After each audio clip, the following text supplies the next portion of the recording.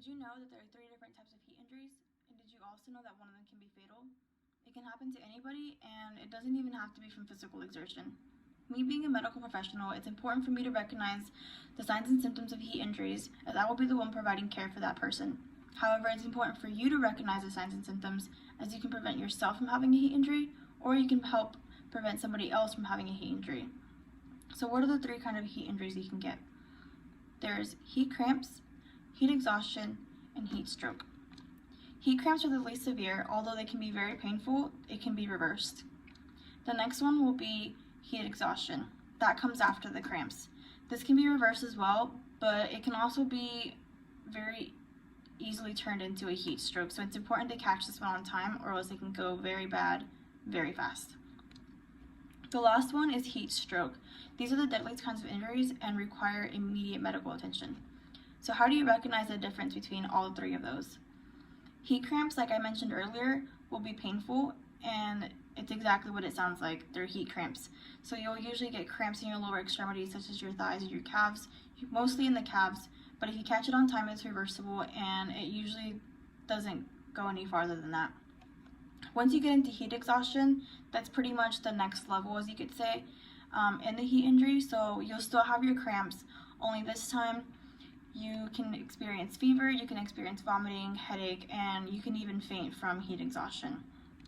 That's why I was mentioning that it's very important for you to catch heat exhaustion or even just heat cramps in time, because once you get to that heat exhaustion stage, it can go to a heat stroke very, very quickly. So that's the final one I'll be talking about. Heat stroke can be super deadly, and on top of the heat cramps and the vomiting and the fever, your fever will go up to 104 degrees, which is not good for you at all. You should call immediate medical help, people can have seizures, they can fall into a coma, and like I said earlier, it's the deadliest kind, so many people do die yearly from heat strokes. It's not uncommon for people to die from heat strokes. So what's the easiest thing to do to prevent these kind of injuries?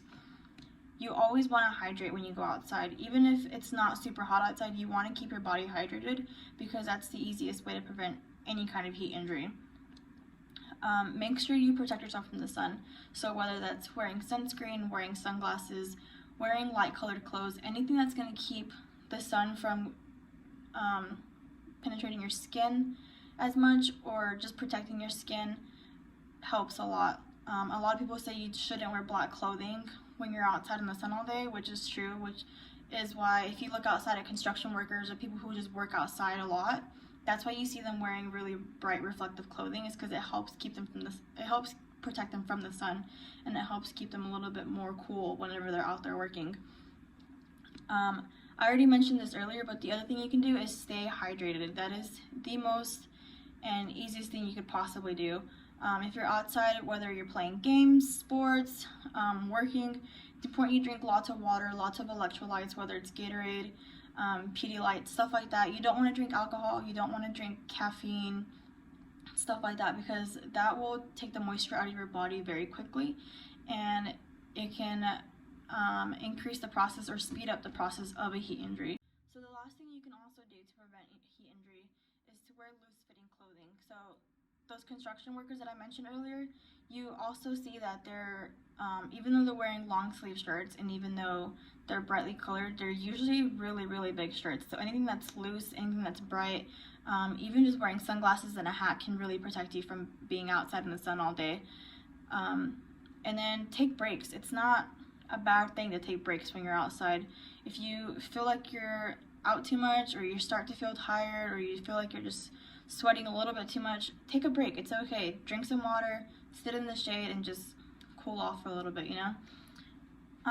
So it's important for everyone to recognize these signs and symptoms, because like I said earlier, it can turn very bad very quickly, and the sooner you recognize these signs and symptoms, the easier it is for you to recover from these signs and symptoms. It's important to always be prepared, because you never know, you could save yourself or you could even save the loved one. You can never be too safe when it comes to heat injuries.